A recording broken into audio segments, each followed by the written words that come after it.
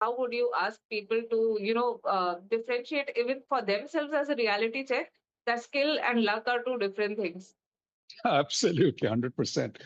And in fact, all that environment we talked about in the earlier two actually dovetail into financial markets. And since I am in financial markets Yeah. as well, I will tell you about what not to do in financial markets.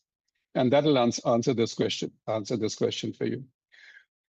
You have to understand the cycle dynamics you're in. The US has controlled the world monetary system ever since Bretton Woods in 1944, right?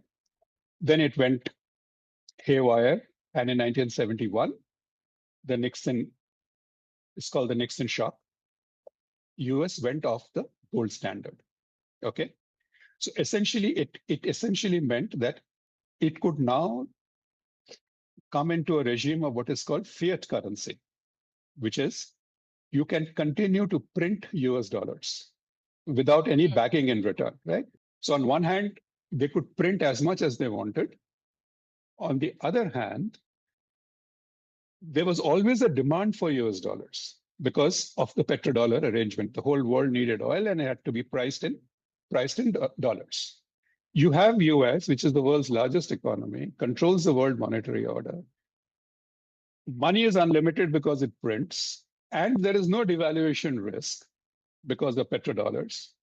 So asset bubbles are bound to be created. Now, these asset bubbles, just reflect back. In the 70s was in the industrials in the United States.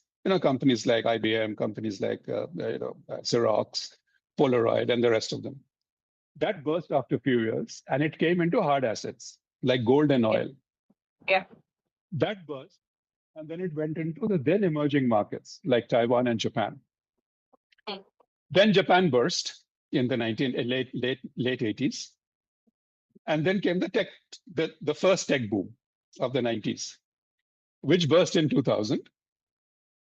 Then the money moved to bricks and real estate till 2008 happened. Then technology again came in 2015, and now we are in AI. So you have to, if you have to contextualize where the big money is moving. These bubbles will always be there because of this fundamental. They move from asset to asset, one particular genre to another particular genre.